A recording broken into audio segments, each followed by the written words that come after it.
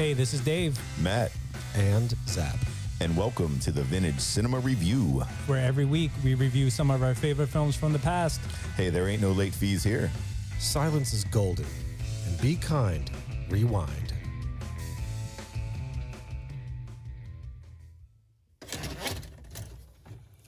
VHS is a little dusty. Yeah. Yeah, it's like, 27-year-old Dusty. Yeah. It's an old one. You own this one, Zap? Yeah.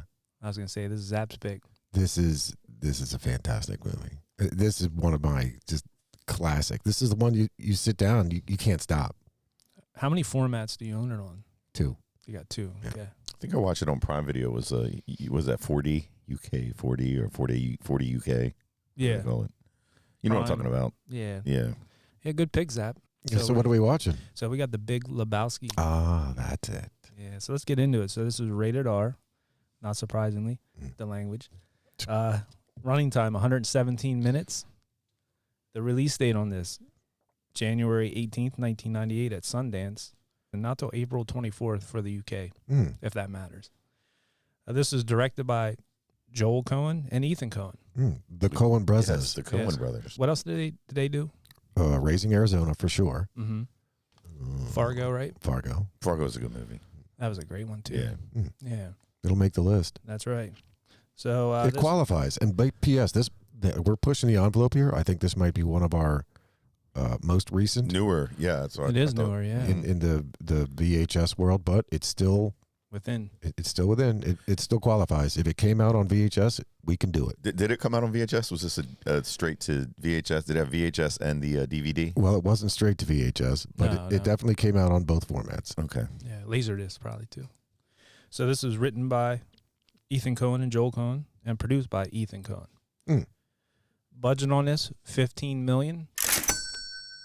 Box office, $48.3 million. Disappointing. Yeah, but for how amazing this movie is. But this thing went on to be a massive cult classic. Massive. It's more of the cult classic, because I think if you heard about this or saw some of the previews or whatever for it, it's a weird Coen Brothers movie in a way. It kind of throws you off by I guess the goofiness of it. I definitely have some things to say about it. From back in the day, but we'll get into that. So this was filmed around Los Angeles, pretty much. I mean, it was all in and around LA, which makes sense. I mean, that's everything we saw there. So that's pretty much all I have for that. I'll turn it over to Zap for the cast. All right. The cast of The Big Lebowski includes, but is not limited to, Jeff Bridges as Jeffrey the Dude Lebowski, John Goodman as Walter Sobchak, Steve Buscemi as Donny Karabatos, David Huddleston as Jeffrey the Big Lebowski, Philip Seymour Hoffman as Brant, Tara Reid as Bunny Lebowski, Julianne Moore as Maude Lebowski, John Turturro as Jesus Quintana, Sam Elliott as The Stranger, Ben Gazzara as Jackie Treehorn, Peter Stormare as Uli Kunkel, Torsten Vogt and Flea as Franz and Kiefer the Nihilists, Philip Moon and Mark Pellegrino as Jackie Treehorn's thugs, Jimmy Dale Gilmore as Smokey, Jack Keller as Marty, that's the dude's landlord, Leon Russum as the Malibu police chief, and Jesse Flanagan as Larry Sellers, who doesn't speak a word, I don't think. I don't think he says one word. No, you're probably right, thinking back on it. We were watching it, and Tara Reid, I thought that was her, and Michelle looked it up. I was like, yeah, it's sure as hell her. I didn't know that for sure. I was like, she looks a little older to me in that. Because, I mean, American Pie was out around this time. She played like a teenager. I don't know, for some reason in this movie, I thought it was somebody else. She's a mess today. Makeup. Oh, yeah. She has some problems. Maybe the bikini threw me off, too. Like, sitting there in a bikini, but I was like, nah, that's not her. She looked sure as hell it was, but... It was Tara Reid. Hell yeah. But yeah, good cast. How the mighty have fallen. Yeah, right. So, Matt, you got a synopsis for us? Yes, I have the VHS synopsis of The Big Lebowski. The dude, one cool guy, who one day comes home to find two thugs have broken in and ruined his favorite carpet. The one that made the room hang together Thing is, they did it because he's got the exact same name as one of the richest men in town, Lebowski. But hey, no problem. He'll get even. At least he'll get someone to pay for the new carpet. Nice. Nice. I was at a gala last night. Yeah. The big Galbowski. The big Lebowski. Yeah. That's fine. And dude, that's okay. I was getting it in last night too, man. I had a fire going last night. Nice. Wow, Outside? Hell yeah, man. It was awesome. warm. It was warm the other day. Yeah. Saturday was warm. Is this fresh in your head, this movie, or did you watch it last night? Or I watched it. I mean, dude, if this is on, I'm going to watch it. So I did watch it the whole way through. But you know it by heart. Yesterday. Oh, 100%. Matt, you watched it this morning. I watched it this morning. I got it in last night. So good. I can't wait. Hey, why don't we walk through it, shall we? Yeah. Let's go. I'll do my best, but I will need everyone's help on this. It's 1991. George Herbert Walker Bush is still president. We're introduced to Jeffrey Lebowski, also known as the Dude.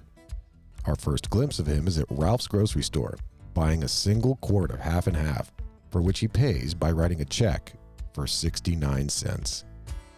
Arriving at his apartment, the Dude is accosted therein by two thugs in the employ of Jackie Treehorn, demanding money to pay a debt incurred by Bunny Lebowski, his alleged wife. Unfortunately for the Dude, the debt collectors have found the wrong guy. The Jeffrey Lebowski for whom they're searching is a millionaire. The Jeffrey Lebowski they found is dead broke, and he certainly isn't married. Before departing the Dude's apartment in utter disappointment, one of the thugs urinates on the Dude's carpet. That's what begins the whole story. Huh? Pretty much. This just turns into such a crazy cycle of events as a result. I like that tumbleweed in the beginning, like going through it's going through the desert and then through the Such city a street. great, and I mean, such a great narration to bring us into this movie by none other than the fantastic voice of Sam Elliott. Like, dude, he Soothing. is all that is man. Mm-hmm. Let's hear that, Matt. Dodge Ram. Yeah, there it is. Dude. But I thought too, I did read something where somebody commented that tumbleweed's very symbolic of him going through life. Sure. I thought that was a good point. Just like blowing through. Blowing with the wind, wherever just he with the goes. wind. Wherever the wind goes, so goes Lebowski. This movie's very deep, I think, and I didn't really appreciate it for what it was until now I'm older watching it. But yeah, definitely cool opening. Even not thinking of why he's buying the half and half, and then going into like his drink of choice. Yeah. Which is kind of neat. I mean, dude, so like the fact that the guy writes a check for 69 cents right. just for one item. I mean, it's starting to speak volumes already as to what this guy is. I always get those people in front of me at the grocery store when I'm trying to get out of there. They're writing a check. Yep. And then this is 2026 and they're doing it. Pisses me off.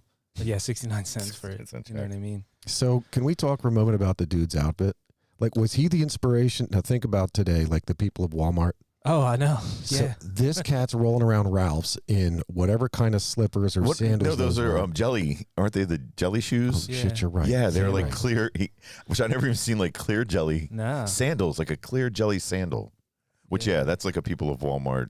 Shorts, a t-shirt, and basically a bathrobe. And nobody was doing that back then. No. He was way ahead of the curve, or maybe he set the trend. Now, It's like every teenager. it is a that you see shame these now. days, dude. It is such a shame. People just don't care. I mean, literally, these people look and dress like they're Lebowski. Yeah. For sure.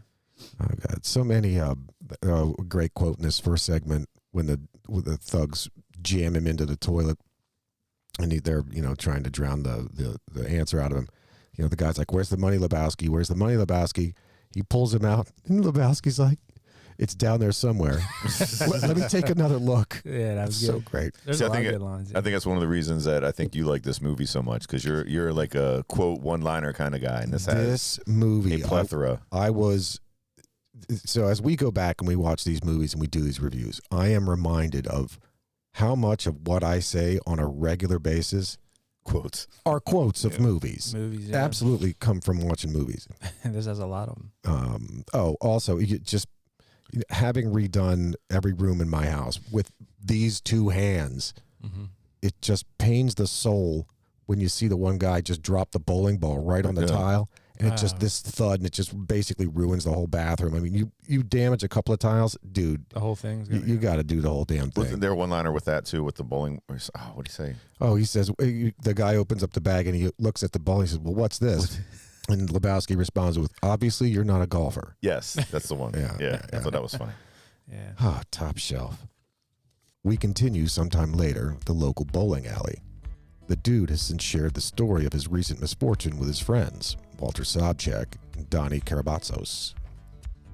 After a heated debate and thoughtful exchange with his friends, the dude concludes that it's only right and just for him to seek compensation for his besmirched rug from the man for whom the thugs were searching, the other and very wealthy Jeffrey Lebowski. So just want to take a quick break on this. The banter between these guys at the bowling alley starts with this, and we'll see it a number of times throughout this movie. But dude, like, these three guys is just awesome. The exchange, the timing, it's just fantastic. A lot of people thought it was improvised, but it wasn't. Like, it sounded that natural and right. Like, you know what I mean? But yeah, definitely the dialogue in this movie is very cool. Really, really, really well written. Yeah, I think the one thing we can talk about now or later with this movie, I think they could have spent more time at the bowling alley. For sure. Yeah, I really enjoyed all the characters, like Jesus's character, the guy that he was bowling with. Correct. Like, those guys are just, it was just fun to be in there. Hell yeah. Yeah, I really enjoyed a lot of that. We've talked about this with Kingpin. Like, watching this movie makes me want to go bowling. Want to go bowling. Yeah. All of the time. Mm-hmm. And that's like the one place bowling alleys haven't really changed. The decor and the way they look inside, I mean, it's almost like the same. The only There's thing no more is score sheets. There's no more score sheets, and you can't smoke in them anymore. Yeah. Really? I thought there were smoking sections or Maybe in some of the bars, but you're not sitting there playing. It's not like when we were in high school. like maybe if you get a Halifax or something. Going to Red Crown where you can't. I mean, so maybe that's possible. Yeah, I think it depends where you're at. I thought they'd have leagues where you have to smoke. It's part of the Hell yeah, the that's a game. requirement. You have to be overweight, middle-aged, and smoke. Why don't we have? Is that well? I could get overweight. I'm bordering. I know. But is that why we don't have a bowling team? Like ODB, I think, and then we have like little pins with like our heads on it and like little mics. I agree. Yeah, it'd we be could cool do shirts. episodes from there. It'd be cool. Yeah. I would do it. Like, we talked about that before, and I do agree. I think bowling alleys, every time I see one, I'm like, that'd be a fun like hobby to get back into. Hell yeah. Doesn't, like you said, it doesn't change it. I'm sure. I mean, this might sound weird, but it'd be kind of like a Walmart watching type thing too. Oh yeah, For sure. Like the personalities, a different type of people that Oh my God, that have taken up bowling. Nothing against anybody that's in a league or anything like that, but there's a certain aura, like a certain thing to it. There's a stereotype for sure. Yes. So as we carry on with this movie, there's a theme that runs through it, I think, and I'm sure you guys have noticed it too. There's a lot of repetition in it, where one word or one phrase will be said by someone, and it'll come back within 5-10 minutes. Like, I mean, you'll see it. Like, for example, in this, when they're bantering, when the three guys are bantering at the bowling alley, the dude is talking to whatever about the guy that peed on his rug. He's talking to Walter, and he says, "Yeah, well, the Chinaman, peed on my rug," and Walter said, "Dude, Chinaman is not the preferred nomenclature." And the dude cuts him off, and he's like, "Walter, I'm not talking about the guys who built the fucking railroads." yeah. So with Chinaman in your mind, let us move along. Making his way to the estate of the other Jeffrey Lebowski, the Big Lebowski, who happens to be confined to a wheelchair, the dude is ultimately belittled for being an unemployed bum and denied compensation for his rug. That, of course, doesn't stop him from telling the Big Lebowski's assistant, Brant, that the old man said to give him any rug in the house as a replacement. Departing with rug in tow, the dude comes upon the very flirty Bunny Lebowski, the wife of the Big Lebowski. During their brief exchange, the dude notices a man passed out in the pool. He's informed it's just Uli Kunkel, a man who cares about nothing, a nihilist. He goes, "What? Must be exhausting." Must be exhausting. So back to the Chinaman thing. With the Big Lebowski's explaining to the dude, he's like, "Yeah, I see you're in a wheelchair or whatever," and the Big Lebowski says, "Yeah, a Chinaman took my legs in Korea." Oh, so man. this is just and that's the only time it's said. Like, it's done, but you will hear more and more repeats as this whole thing goes. Which that wouldn't even be right though. A Chinaman. Correct. Right, Correct. right. Right. So you're Yes. saying they'll like reuse a word like a few times over again. Like that word came up. Yep. And they'll just, I got you.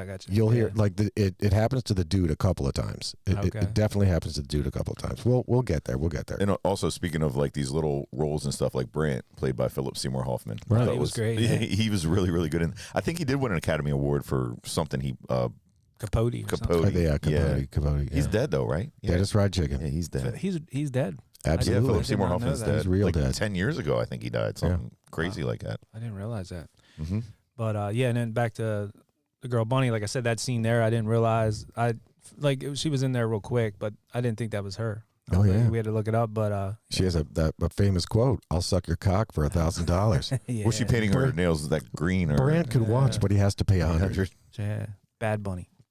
And Lebowski just say like, "Wait a second." Yeah, right. Yeah. Let me go find a cash machine. Let me write a check. And that's what I was talking to my wife. I was like, "That's guys. Like if I was a girl sitting there and like a hot guy went by and said that, like Brad Pitt, right? It wouldn't go that way. Nope, it wouldn't. It wouldn't. But she's definitely a great distraction for the Lebowski. Yes. No doubt. He loves his wife. Does he? We learn a bit more of Walter's PTSD from Vietnam when that night at the bowling alley during league play, he threatens an opposing player at gunpoint for stepping over the line during his role. The next morning, the dude is summoned to the Big Lebowski's estate. They need his help to find Bunny, who's since been kidnapped and is being held for $1 million in ransom. The dude accepts and later shares his turn of events with his friends at the bowling alley. But he has a sneaking suspicion that Bunny staged her disappearance in hopes of scamming the money for herself. As an aside, while at the bowling alley, we're introduced to Jesus Quintana, a rival competitor of the dude and his friends, and a convicted pederast. So yeah, Jesus Quintana. Even Walter with the, what was he like, dude, don't mark it or something. He was like, don't mark it. Market zero. Market dude. zero, yeah. And then he was like flipping out. Market 8, dude. But that was also, he says that a bunch, is in the muck. He's like, when I was something in the muck. That's correct. Okay, because I remember him saying that when you were saying about they use China over and over again. He always uses face dirt or something, mud in the muck. Correct. So that's Walter is definitely that PTSD, came back from Nam and hasn't evolved since. Yes, it hasn't left him. There's a point at the end that I will revert back to Walter, but yeah, man, all he does, or I will reference about Walter, but he can't stop thinking and talking about Vietnam. In fact, Matt, what you had said is, when Walter and Smokey are having their exchange, he said, Smokey, this isn't Nam, this is bowling. There are rules. Good, that's a good one. Back to that Jesus guy though, like I would have liked to see more of him. Yes, I think he was like a good. I thought I didn't remember the movie at all, and I was wondering like if this is gonna be like the bowling villain. Seems like in bowling movies there's always like a villain or something, like a guy that. But when they're washing the balls and stuff like that, shit's hilarious. Yeah, him and his buddy were great, dude. They were fantastic. Song, what was the song? It was in Spanish. But Hotel California. Yeah. Performed by the Gypsy Kings. Yeah, for real. Oh yeah. That was fun. He had that purple outfit on, like I say, kind of remind me like of had a Prince vibe. But he had like the one Coke nail. He had a Coke pinky. Correct. That was so creepy, dude. Oh, is that what that was for? Yeah, it's for Coke. That's guys used to. Shit, I didn't even catch that. That's so. It was so creepy seeing that dude. But it was painted like that's something you would see a guy like that would have. Hell yeah, of course. And he had the some sort of long fingered wrist protector or whatever they would use for bowling. The rubber, so the rubber cover on his pinky, so you can actually, it gives you a better grip on the ball, so you can get a spin. Okay. I was wondering what that was for. I'm sorry, not pinky, on his index finger. And then the dude was like, "Man, calm down, Jesus." He's like, "That's right. That's right." You said it, my man. Nobody fucks with the Jesus. Yeah, that was good. I did hear or read something that did he make like try to make a movie based on that character or something like that? So John Turturro was deeply disappointed that his character, like you had said, wasn't developed much more in the film. It was just almost a throwaway character, not unlike the landlord in this. Oh, he was good too. Or the guy that's following Lebowski in the Volkswagen, or whomever. There's a number of throwaway characters in this movie, and sadly, Jesus was one of them. Yeah. So John Turturro, after this movie was done, every cult classic, everybody loves this goddamn movie. People are begging and screaming for like a sequel. The Coen brothers are like, hell no, there's not going to be a sequel. Like a one and done. This movie was perfect as it is. There will not be a sequel. But it would be more of a spinoff. John Turturro, good word, Matt. That was a great allusion for what's coming. John Turturro so desperately loved his character in this movie that he approached the Coen brothers and said, dudes, let me have the rights to just this character, or let me buy the rights, whatever it takes. Just give me this character. I'm not going to, screw with the movie. I'm not going to do a sequel, but I want to do a spinoff. And he ended up doing a spinoff just for this character. And the name of that spinoff, which came out in 2020, is called The Jesus Rolls. Is that real? Yeah, it's a movie starring John Turturro as Jesus Quintana. Wait, what? Yeah. Did it do well? That, or? I can't speak to that. Yeah. The Jesus Rolls? Yeah, The Jesus Rolls. It's about Jesus Quintana, and he's bowling. Oh, okay. I was wondering about that because I saw an interview with Goodman and Jeff Bridges, and they were talking about something along those lines. I couldn't really catch exactly what. They just kind of hinted around that he was doing it because they were talking about a sequel and all that. Yeah. It wasn't going to happen. But that's interesting. Yeah, but his character was good. It's real. The Jesus Rolls. 20% on Rotten Tomatoes. Selling that good. Not surprising. Not surprising. That is why we did not hear of this movie. That makes sense. Yeah. That's a damn shame. That is a shame. So the Coens are probably like, no, we're not doing anything. No. This is exactly why. This is why. One other question on his character. What was in his hair? Was that like a net? Net. It was a hairnet. It's like something I guess you would see in like a kitchen or something like a cook that. or something. Okay. Yeah. I was wondering. Even though he was playing a like Puerto Rican style dude, but Turturro's like an Italian guy. Yeah. He's so Italian. Is he Italian? Yeah. Yeah. Oh my God. Yeah. Turturro's. Remember he was in Italian. Do the Right Thing? He was at a pizza shop. The pizza shop. Yeah. Danny Aiello. And, Yep, yeah. yep. The dude is later ambushed once again in his apartment, this time by two different thugs, accompanied by a woman overseer. He awakens to find his ill-gotten rug stolen, along with a page notification from Brandt, summoning him to the Big Lebowski's estate. Upon arriving, the dude is given a bag phone and a briefcase. He's informed that the ransom money is inside, and he's to follow the kidnapper's demands when they call him. The plan is simple. Drop the money at the directions of the kidnappers, and Bunny will be released in exchange. Collecting Walter on his way to the drop-off, the plan suddenly changes. Having thought further on the dude's suspicions, Walter is convinced that the whole thing was staged. In a delivery gone terribly awry, the two drop a decoy bag and, true to form, return to the bowling alley, leaving the briefcase in the dude's car. Unfortunately, the dude's car is stolen while they're inside. Yeah, it might have been towed because it's in the handicap parking space. That's right. Thank you. Like, no, man, it's stolen. That was great. Donnie's little Steve Buscemi's character, the Perfect. subtleties, just little subtleties, but they're so good. Mm-hmm. And what they did with him at the end, too, was... Yeah. But I thought that was good for the movie. But Can't imagine leaving $1 million in a car. You know what I mean? Right. You think he would take it home? That's not right. That's not something you just leave in the car. But what Walter, he called the decoy bag something. I forget. Dirty undies? The yeah, decoy. Was it decoy? Ringer. Ringer bag. Yeah, it's a ringer. This is like probably a little stupid nuance to this movie, but I noticed like the way his glasses were shaded yellow, and like the way different colors and different scenes would come through his lenses, because they're like, I'm talking about John Goodman's sunglasses. Walter, that are, I'm assuming they're like sunglasses that he wears. I think they're shooting glasses.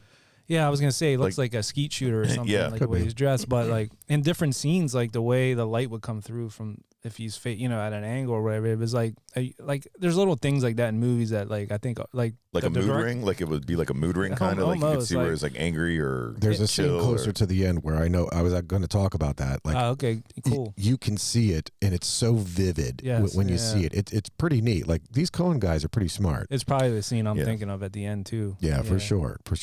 Speaking of that guy, we learned that Walter is Shomer Shabbos. Is that he can't drive. He can't do anything. He definitely doesn't fucking roll on Saturdays. Yep. It's like a Shabbat Shalom type thing. Yeah. Summer Shabbos. Shomer Shabbos. Shomer Shabbos. I had a T-shirt that read that for the longest time. That's a cool T-shirt. Sadly, I don't have it anymore. Makes my heart cry. Do you have any Lebowski T-shirts? Yes, I have. Shit, I think I only have one. I had a couple. I had Shomer Shabbos, but it just got old.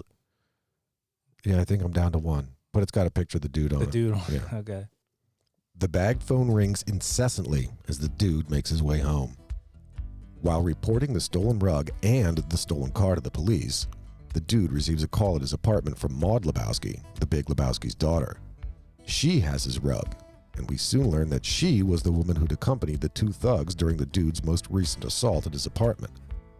The dude pays a visit to Maude, who informs him that her father illegally took the $1 million in ransom money from their family's foundation. She offers him a 10% commission in exchange for its return. While at Maude's, the dude learns of the connection between Bunny and Uli Kunkel, as they'd performed together in a low-budget porno movie. The dude is now in a compromising situation. Bunny's alleged captors haven't received the ransom.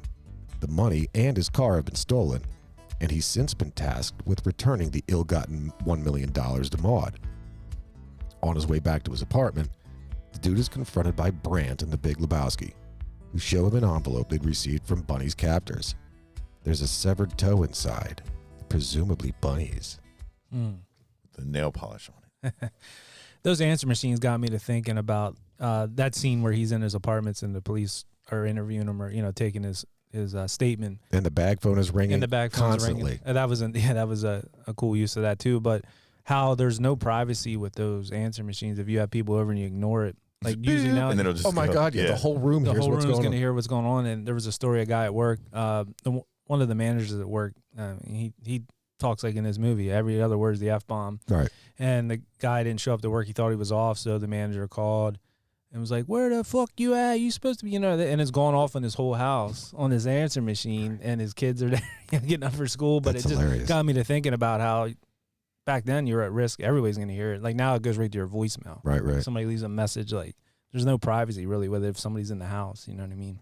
I don't think kids know what an answering machine would be if they Not would see one. anymore, no. But could you imagine, if all your messages were just broadcast? Yeah. Because those things are loud. We have certainly evolved. Right.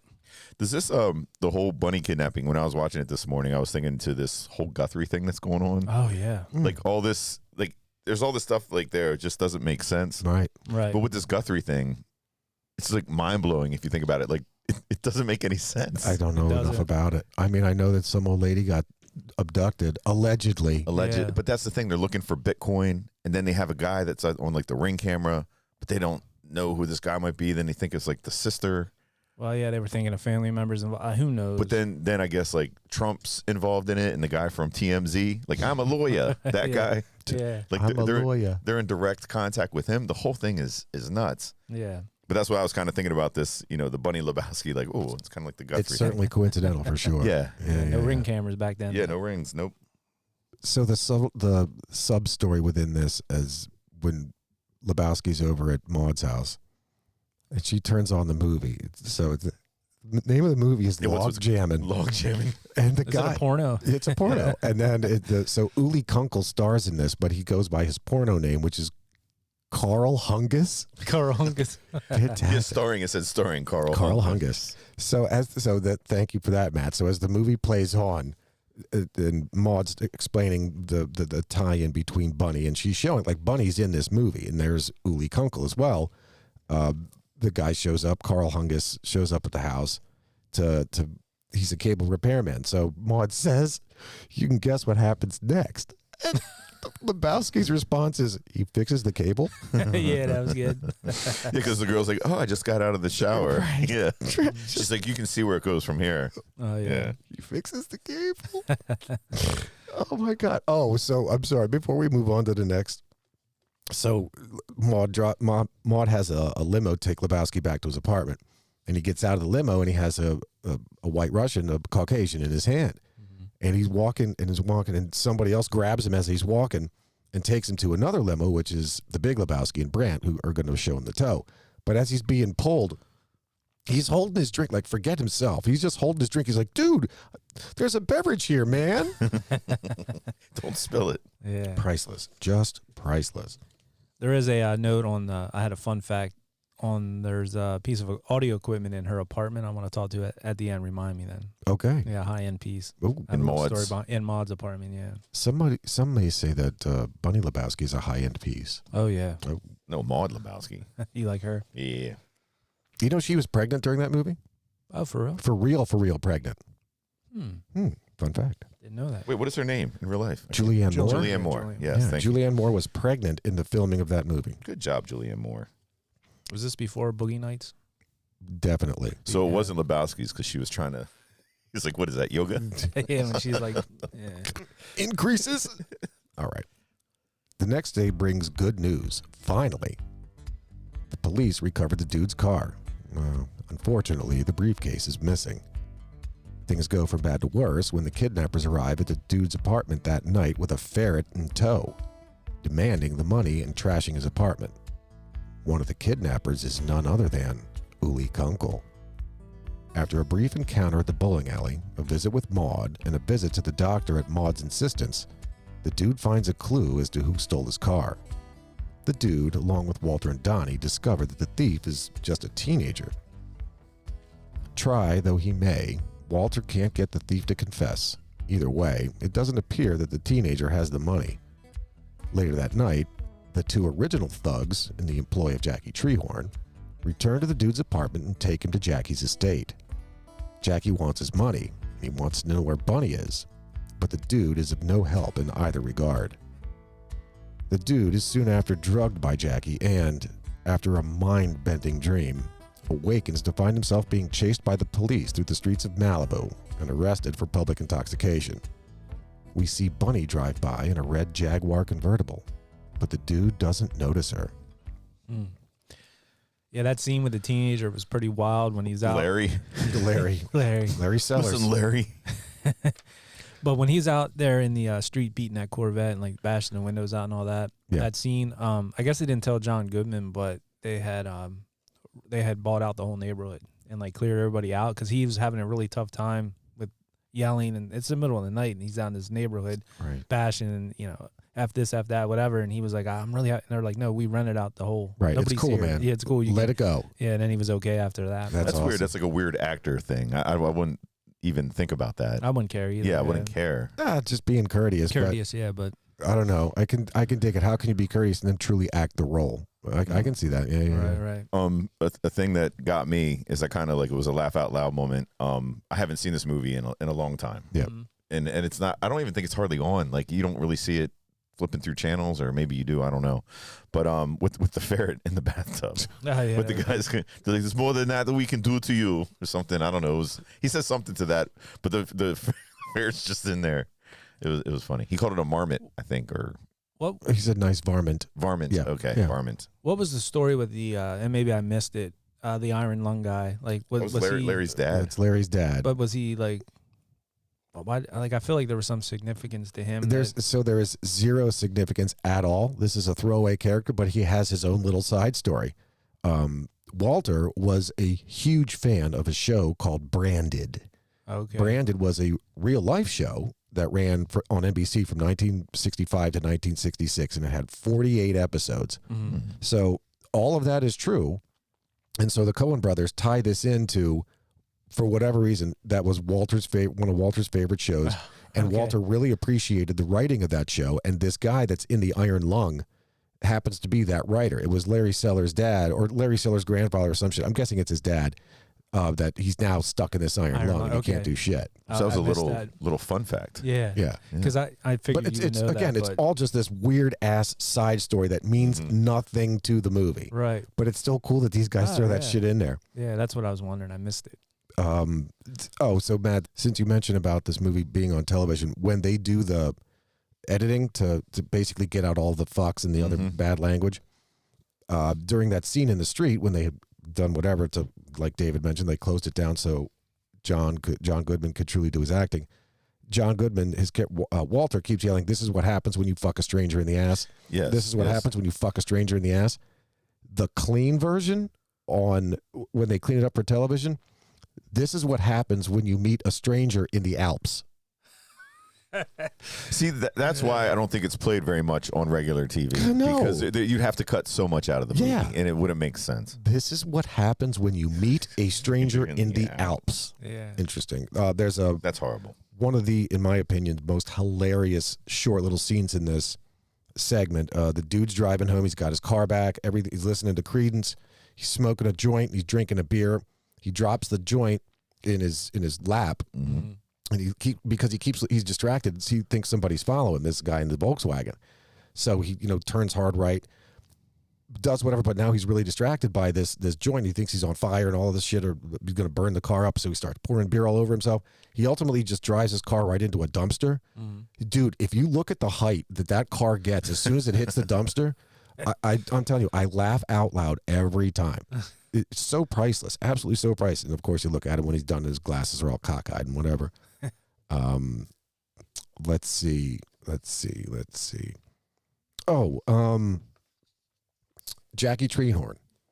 So at this point, he's been to Jackie Treehorn's house and he's been drugged, and they let him go.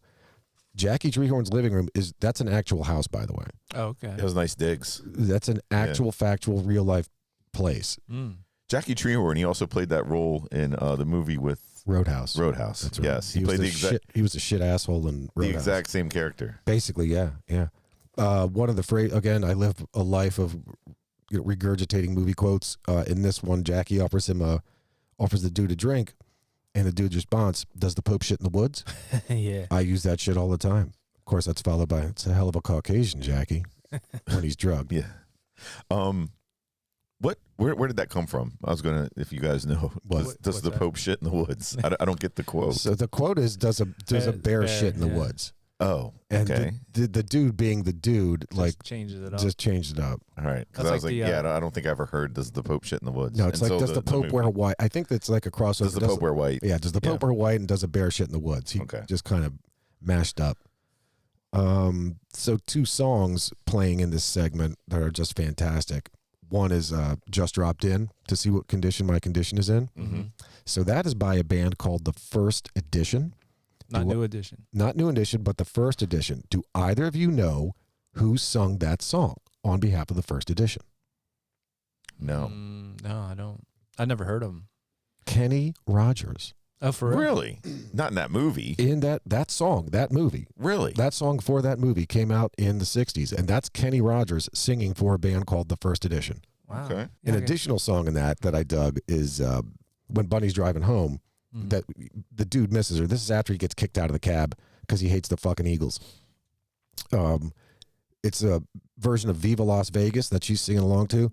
It is a banging version. It's done by ZZ Top. Oh, all right. That's a go back and hear that one. It's worthwhile listen right there. And he's always listening to Bob Dylan, right? On his Walkman.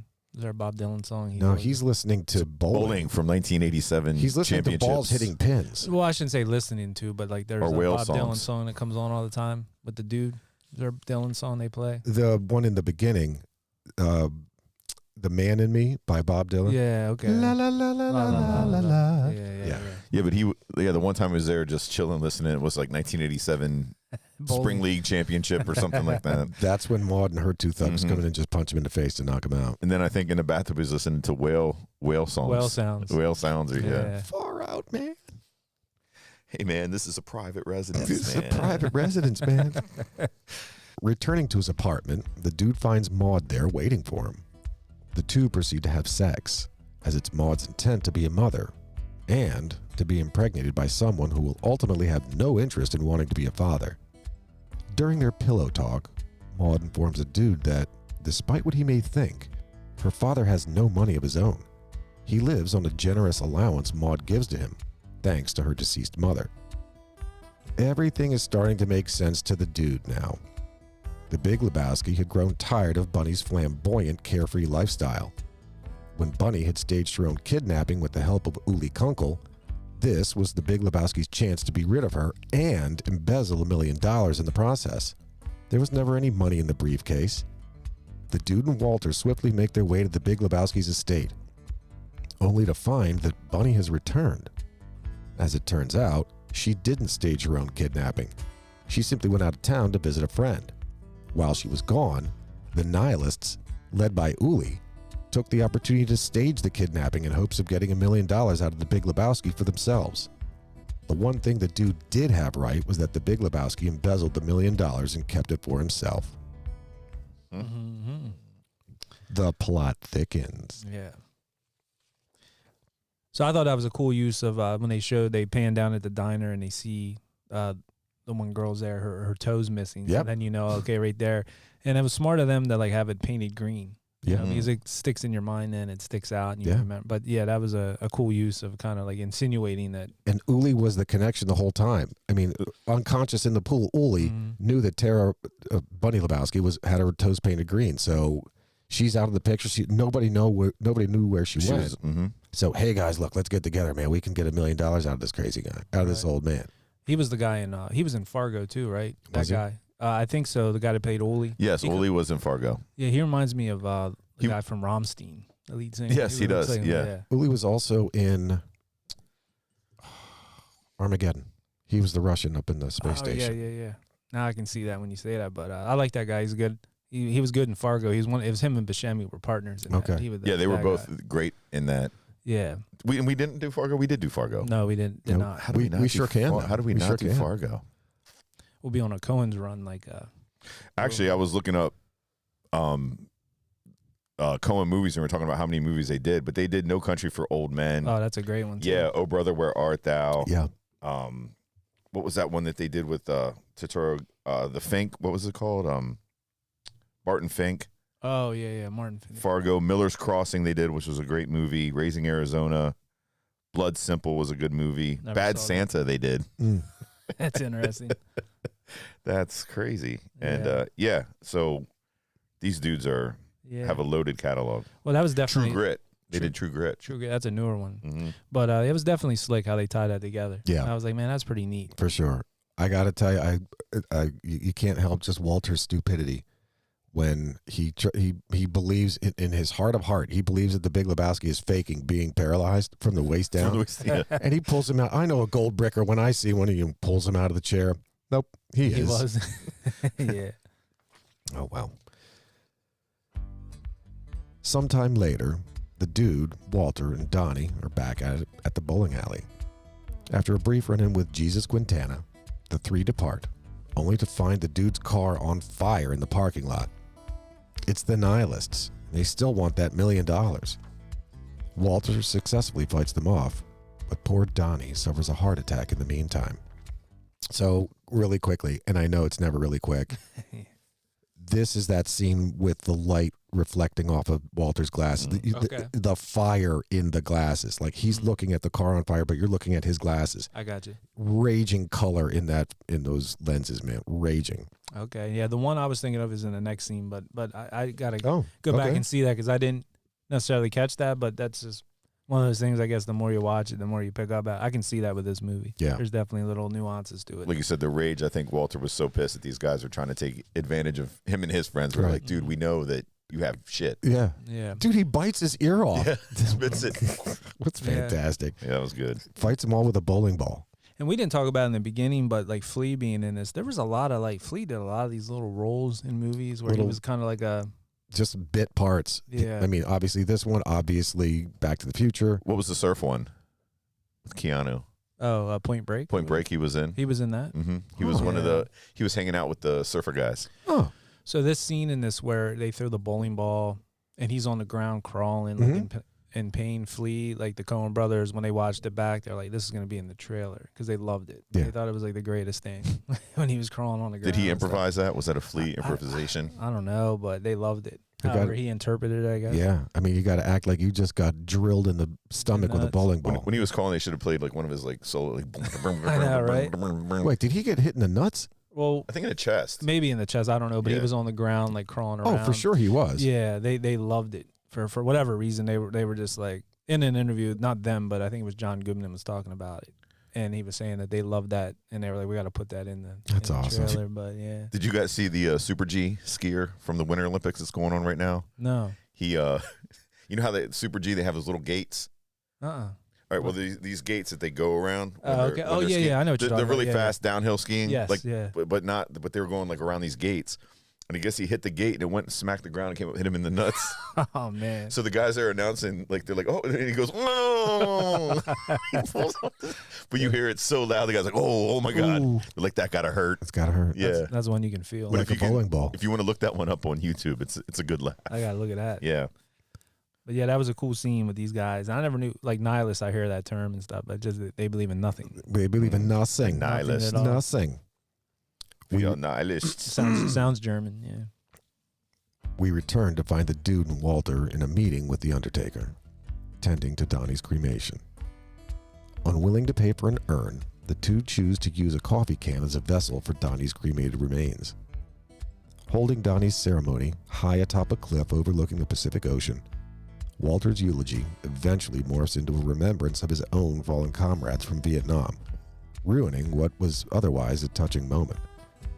To make matters worse, Donnie's ashes get caught in the wind as Walter scatters them, ultimately blowing their way all over the Dude. An infuriated Dude verbally lays into Walter, who immediately apologizes profusely as the two console one another. They decide to go bowling. Our movie ends with the narrator, that being the stranger, sending us off with a glimmer of hope, revealing that Maude is pregnant with a little Lebowski on the way. So that was the scene there when they were out, and he was giving the eulogy. Like at the angle he was with his glasses, the yellow looked green. Like it was like a real vibrant green on the one corner where the sun was coming through and the sky behind it and stuff. And I was like, oh, that's like a cool little effect. Those glasses were. I mean, they made use of it for sure. But the whole ending part was good. Yeah, it was cool. Yeah, I was. I mentioned it early in this recording, and I'll bring it back now. So about outfits, right? So we talked about the Dude's outfit, Walter's outfit. Again, that PTSD in him. He can't let Vietnam go. He just can't. At the end, when they're standing at the cliff, you can clearly see. I mean, truly see what Walter's outfit is. He's still wearing combat boots. He's wearing green or khaki shorts. Yep. He's wearing the equivalent of an army fatigue, some kind of shirt or t-shirt. Yeah, that over shirt that he has. Yeah, I mean and the glasses, like he still has the sharpshooter glasses, and he still has like that army haircut. Right. This is 2 decades later, or at least a decade and a half later, and he still can't let it go. He's in that look. Yeah. We talk about that with our look. No, I'm an idiot. It's at least 2 decades later. Yeah. It's a haircut you can set your watch to. Yeah, right. But we talk about that. You get caught in like a certain style sometimes. Yeah, you don't leave where you think is the best time of your life. I mean, or the most important time of your life. I'm sure that at least, so I haven't gotten my hair cut in a while, but both of you guys are still getting high top fades. From time to time. Mine's not high top. I actually did something different this time. It's like shorter, I guess. But it's not, I guess it's a mid fade. Right. They call it. I laid off the high top fade. I got a mid fade. Yeah. I guess of my age. I've been getting the same haircut for a long time. Yeah. I buzzed it all off at one point and did different things. I wear hats a lot, so. But yeah, there was something. Oh, that part with the funeral director.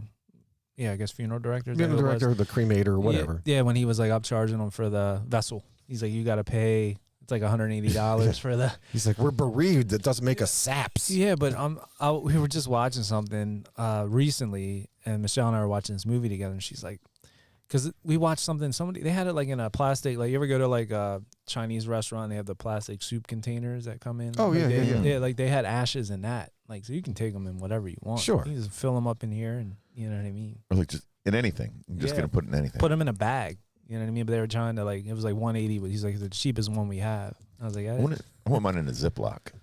I think that'd be cool. Yeah.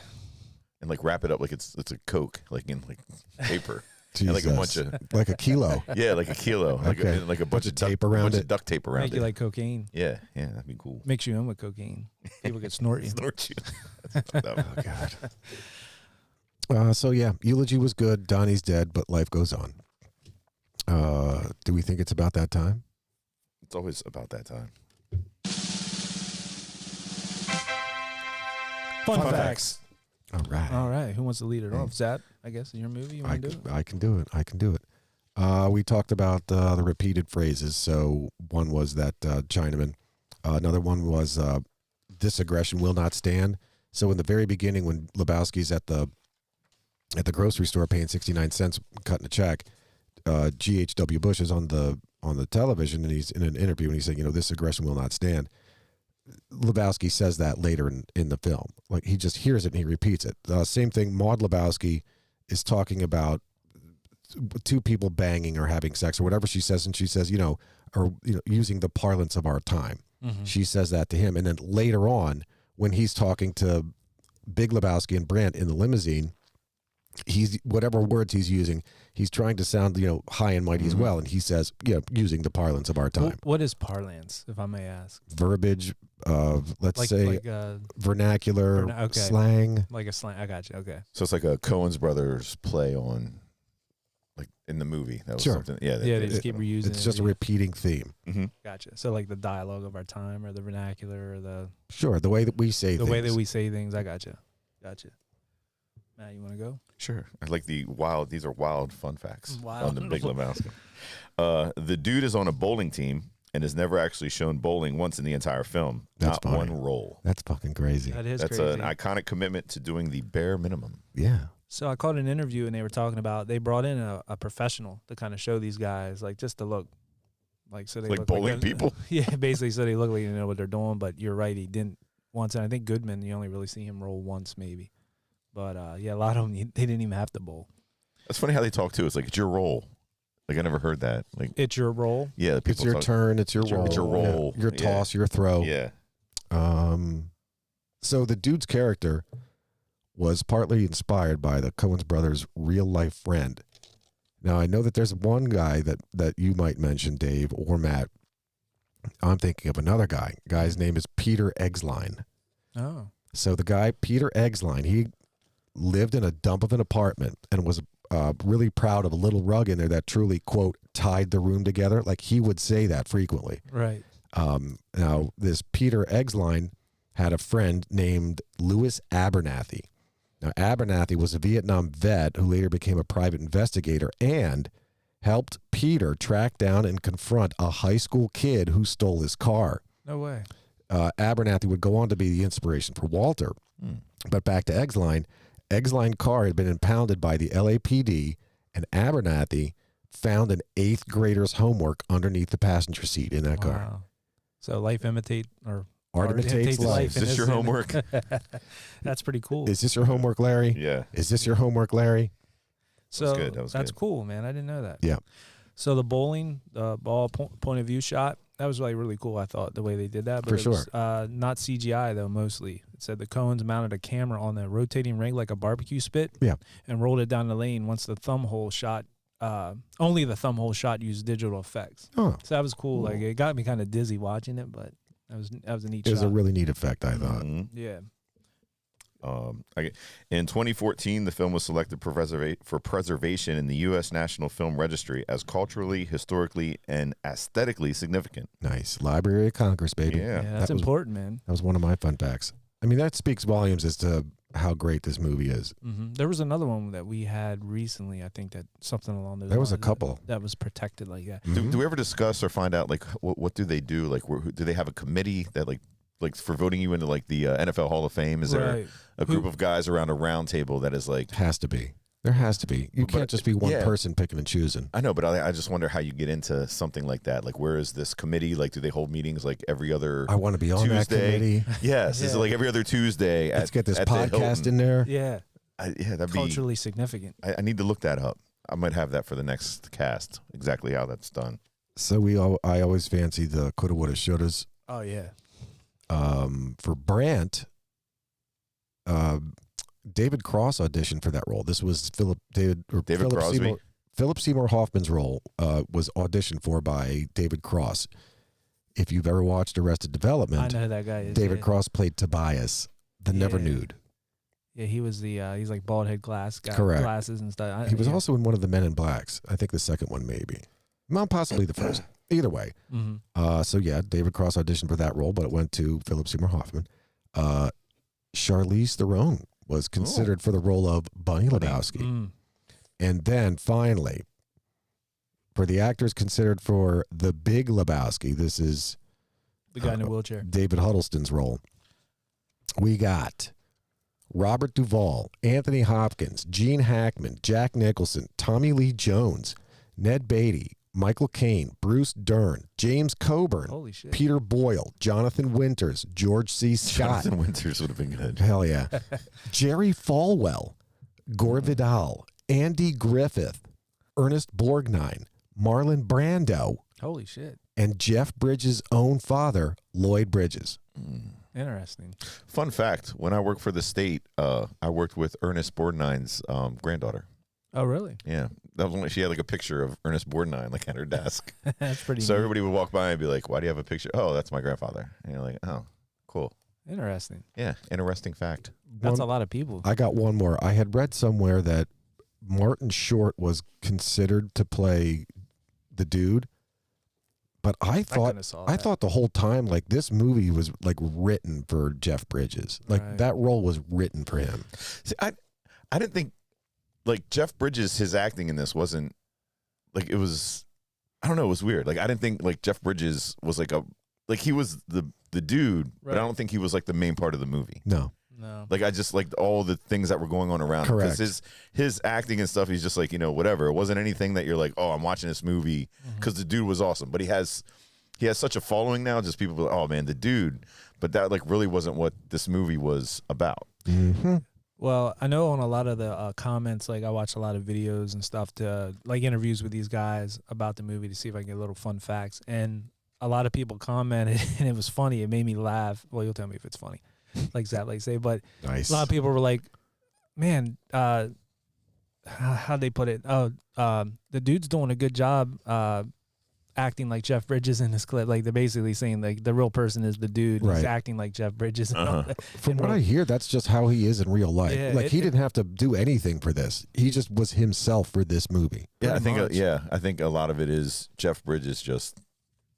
Oh like yeah, you said, it's him. I think being himself. Because even in interviews, I'm like, he talks his cadence, everything's the same. You know what I mean? He obviously is 20, 30 years later, but so there were two funny things that are there again. Two funny things, but I'll let you know. Yeah, you'll let me know. I thought this is interesting. John Goodman, there or wasn't John Goodman? It was Jeff Bridges. A fan came up to him and had a fan theory, and he thought it was like, that's pretty wild. I didn't think about that. That Danny doesn't really exist. That maybe he was in Walter's mind. Donnie? Yeah. Oh, Donnie. That he was like an old Vietnam buddy from back in the day. Because there was only he said, and Bridges was like, you know what? There's only one time where I forget, in one of the scenes where he really talks to Donnie directly. One-on-one, I guess. I don't know. You have to go back. And Zab would know better because you saw it so many times. But it was like a fan theory. And Steve Buscemi was there, and he's like, oh, yeah, they were all talking about it. It's funny because Donnie talks to him. He consistently asks he asks questions of the dude, but Walter cuts him off every time. Donnie, shut the fuck up. Donnie, you're out of your element. Like he never lets the dude respond. Well, what at the end though, where Donnie's having the heart attack, the dude was like, he shot. Correct. So then that would kind of upset the theory. I'll send you guys the interview. Yeah. Because I don't know. I mean, this is like one of your favorite movies, so you'd probably be.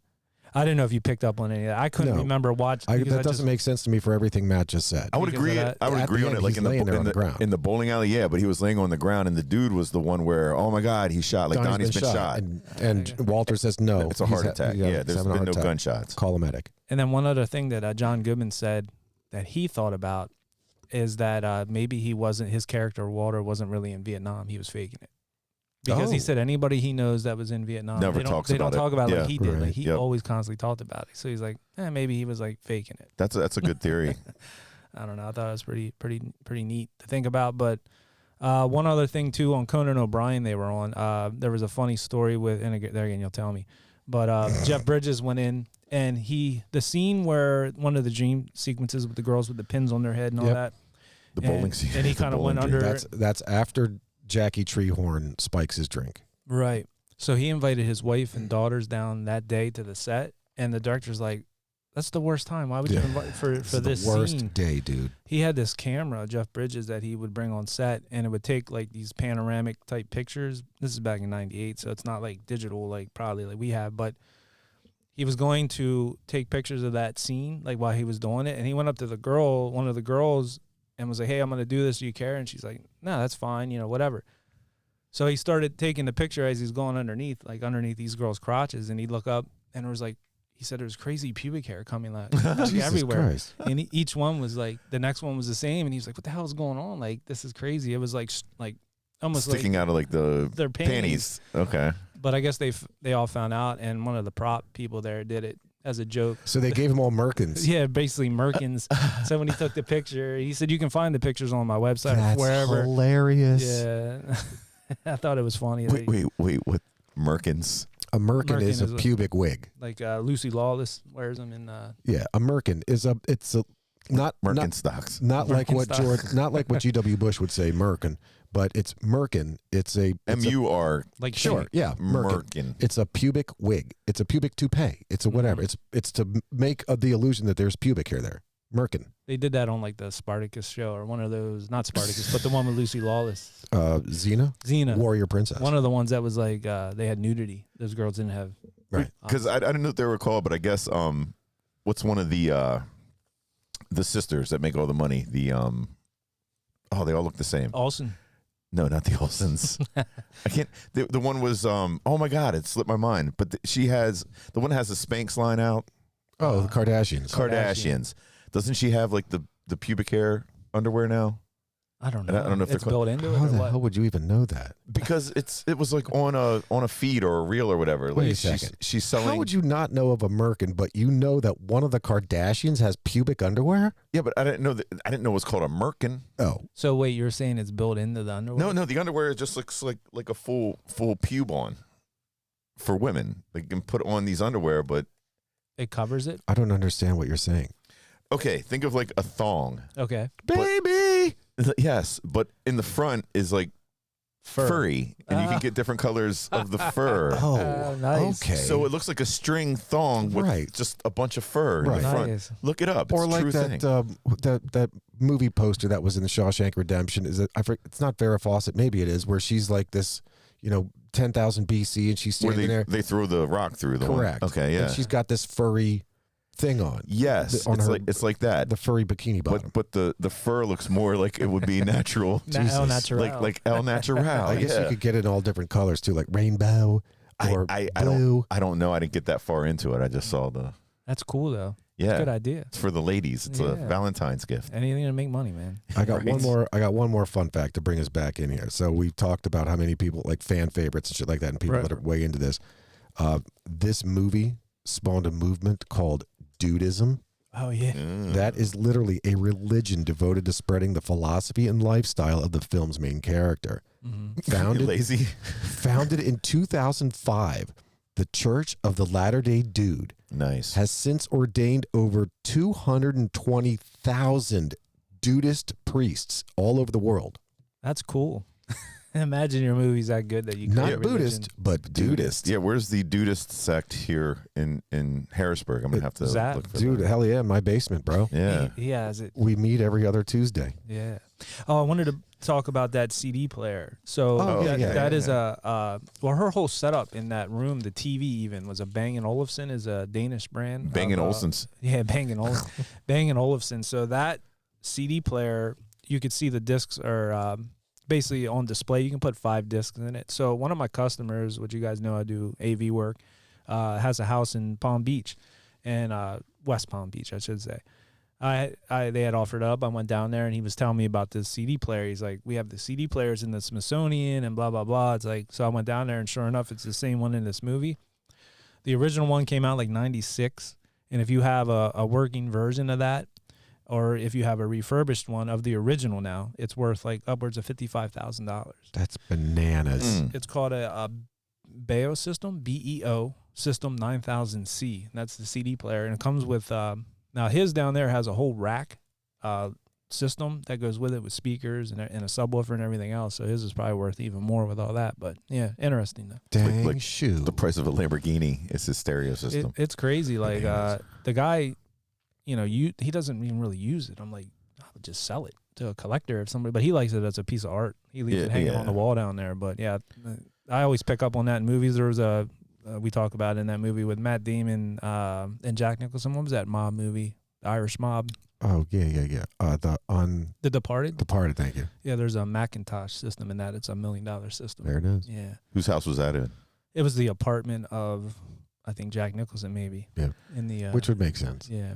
It's funny, like how you said, like CDs or DVD, like CD players. You would get. I remember my dad bought a Lexus like years and years ago, but it had the 5-disc changer that would go in the trunk. Yes. I was like, what the hell? Yeah, like, pain in the ass. But when at the time you're like, this is freaking State of awesome. the art, yeah, man. state of the art. Yeah. But then you look at it now and be like, it's so stupid. Yeah, it's gonna be worth money. Yeah. But I guess it's time to rate it, huh? Sure, let's rate it. So Zab, that was your pick, man. Why don't you Sure, give I'll it to lead us us? off. Yeah. It should come as no surprise. Look, I love this movie. There's no doubt this is one of my faves. It's one of the funniest movies I've ever seen. I will watch it a million times over and a million times more. Late fee. All day, I'm late fee in this. Hell, I am keeping the tape. I'm keeping that VHS tape. If I go to Blockbuster and find it, guys, you got here's $20 or $50, whatever it takes to replace it. I'm keeping You're it. going for it. You want me to go, Matt? Or you? I can go. You can finish up. All right. Yeah, it was fun to watch this morning. Like I said, I haven't seen it in years. I kind of thought of it. It was cheesy. Mm-hmm. Like to watch it now as I'm older. I remember watching it when it first came out because everybody was like, "Oh, you got to see," and like his attitude and everything. I was just like, "Yeah, man, I just want to be like this." It's like the coolest thing. It's a fun movie to watch. As far as movies go, like a Coen Brothers movie. Found it to like be, like I said, a little cheesy, but it's still a great movie, a great watch. I laughed at a lot of parts on it, made me smile. It was a good movie. Yeah. So I think I would, I'd watch it maybe once or twice at home and take it back. Take it back. So return for you. Yeah, return. So for me, when I saw this movie back then, I remember hating it. Like I just didn't get it, and I'm just being honest. You're like not alone. Like, You are not alone. Like opposite. Yeah. So like 98 or whenever this came out, I was like, I loved Fargo. I don't know that back then if I realized it was the same people, but I remember just not getting it. And then as time went on, like you see the people wearing the T-shirts and people just talk about it, and I'm like, I wonder what it is. And I haven't watched the movie since back then. I never went back to watch it again. Wow. Which, yeah. I was the same. Like I haven't seen it in forever. 20-some years. Yeah. Yeah. So Holy shit. I know I gave it a shot back then and just did not like it. But now I would say I definitely enjoyed it a lot more. I guess having it more like looking and digging into the movie and realizing that this is not really, it's almost like with this movie, you got to look at each scene and enjoy them for what they are. It doesn't tie together like a normal movie. Would you agree? Like a fantasy type movie, It's not as linear as you would think it is. As you would think it is, yeah. So taking all that into account and realizing like maybe I missed that the first time, I just didn't get it. Like I definitely can appreciate it more. So I'd be somewhere between a return and a late fee. Definitely not a burn. I probably would have burned it back Yeah, then. for sure. Just Really? Wow. because I just didn't get it. I'm like, but there's a lot of movies like that. See, I thought it was so much cooler back then. Huh. And then from now watching it being like, You've come around, and Matt has gone away. I've kind of went drifted. the other way. But like, yeah, like when they went to like the tripping type scenes or the scenes where he was like drugged up, like it reminded me of like Beavis and Butthead type stuff where, you know, like, but I think back then when I was kind of into that stuff more, I thought this is freaking awesome. Like, this is kick ass. But today watching it is just like, I get it. It's good. It's a good movie. It's a Coen Brothers movie, but it wouldn't be something that I'm like, oh, like, can't believe I saw this. You know? They definitely do a good job at like just about like in Fargo, they're memorable characters. And in this, there's definitely memorable characters. For sure. But yeah, so for me, that's where I'm at. But it's a good pick, Zap. Thanks. I'm glad you made me watch it, but it put me back to watch it, and I'm glad I did. And I think that this is part of the Vintage Cinema Review, is where you bring up a movie like this. Some people are like, oh, hey, like maybe I really liked it or I really didn't like it back in the day. Let me watch this again. Yep. Right. Because like I said, I don't see it much on TV, and it doesn't play on any of like. I think I watched it on Prime Video, which they had it on. Well, you were saying about how it didn't do well in the beginning, but that's one thing Goodman said, and Jeff Bridges, about after 5 or 6 years, like these college kids would come up to him. And so you put that's like 2004, 2004, 2005, yeah. and they're like quoting it, and it just became like a huge thing. So it was definitely one of those ones that picked up, but it still made its money back and then some. For sure. So it did well. But good pick, man. Yes, So, enjoy. Thanks, man. You guys got anything else in closing we missed? I got nothing. I think we've beaten the shit out of this one. Spent. I thank this movie a lot for a number of the quotes I have, especially when somebody asks me, how's it been? I haven't seen somebody in a while. How you doing? Peaks and valleys, strikes and gutters. Yeah. That's and what was the other one about? You're treating that woman like an object, or he treats objects like women, man. yeah, there's like a lot of cool quotes in this movie for sure. Yeah, But, and so many, like, try to even catch some of them. Like you said, I didn't even think of half the ones that I could have wrote down as some good quotes. Yep. So we appreciate you checking us out. Don't forget to find us on Facebook and Instagram at Old Dirty Basement, on TikTok at Old Dirty Basement Podcast. Check out our other podcast, You Might Be a Madman. And I guess that's it for now. So we'll catch you where? On the flip side. If we don't see you sooner, we'll see you later. Peace. Thanks for listening to the Vintage Cinema Review in the Old Dirty Basement. If you dig our theme music like we do, check out the Tsunami Experiment. Find them on Facebook. Their music is streaming on Spotify and Apple, and where great music is available. You can find us at Old Dirty Basement on Facebook and Instagram, and at Old Dirty Basement Podcast on TikTok. Peace. We Audi 5000.